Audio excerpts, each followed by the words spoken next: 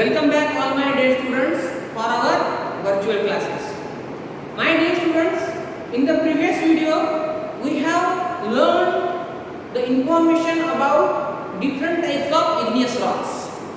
Three types of igneous rocks we have completed. We have seen their properties and we have also learned their uses. Okay.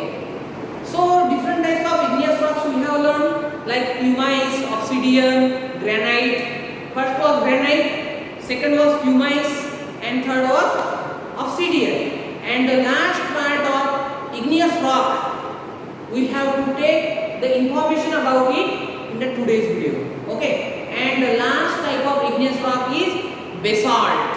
Okay. Now we are going to learn the properties and the uses of what? Basalt rock. Okay. So now the next type of igneous rock is basalt. Now we have to see the different properties and the uses of basalt. Now listen it carefully. Okay. So basalt is one type of igneous rock. Okay. It is the type of igneous rocks. Okay. So these basalt rocks is commonly found on the earth's surface among the igneous rocks. Means among the different igneous rocks like granite, pumice, obsidian, this basalt rock is commonly found on the earth's surface among all these remaining three igneous rocks. It is commonly found on the earth's surface. Okay. Second point about basalt is it is gray. It is what? Grain. It is grain and glassy. It is like a grain and glassy. And the uses of basalt is what? Different types of uses are there. Basalt rock is used for making what? It is used for making the tiles. Okay, it is used for making the tiles. These basalt rock are used for making what? They tiles. So here I am writing the properties of the basalt. Okay. It is commonly found on the earth surface. Commonly found on the earth surface. Okay. After that, it is grain or it is glassy. It is glassy in nature. Means it is like a glass. It is like a glass. So that's why it is glassy in nature. And uses of basalt. Uses of basalt. It is used for making tiles. It is used for making or furnishing the tiles. This basalt is used. So here there is not more properties of basalt rock. Here are the properties and there is the use of basalt. Okay, now here we have completed our point about the different types of igneous rocks. Four types of igneous rocks were there, and we have learned the properties and uses of all these four igneous rocks. Okay, granite, pumice, obsidian, and basalt. Here we have completed our point about what? Igneous rocks. Now next point that we have to start is second type of rocks. I have already told you in the first period that there are rocks are classified into three types, classified into three groups.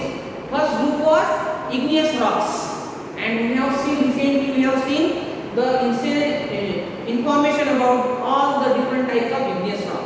Now next point is sedimentary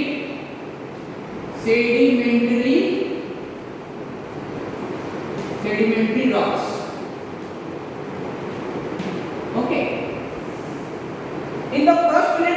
already learned. Rocks are classified into three types, three groups. First was igneous rocks. We have completed it. Now second is sedimentary rocks. Okay, sedimentary rocks. Now we have to see the information about sedimentary rocks. What are the sedimentary rocks? So listen it carefully, my dear students. Sedimentary rocks are commonly found on the earth surface. Okay. Sedimentary rocks commonly found on the earth surface. Okay. And changes in the temperature. You know, sometimes temperature changes. So changes in the temperatures, action of wind and action of water. What happened? The action of water and action of wind break down this sedimentary rock into the different fragments or sediments. Means action of water, action of wind break down these sedimentary rocks in a different what? Fragments or what? Sediments. Means small particles, small pieces. Who do it? Action of wind and action of water break down this sedimentary rock into the small fragments or sediments, and this action of wind and water push these sediments into the water bodies. At the bottom of water bodies, this wind and water flow these sediments.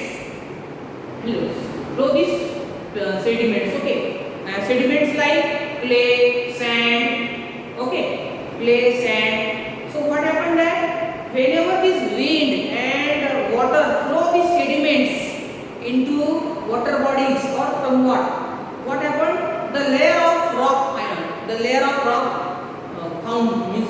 formed there. Layer of rock formed there. Okay, and for forming this layer of rock, it takes lots of years. Many years it takes to form this layer of rocks. And the rocks which form there, they are hard in nature. Okay, they are hard in nature.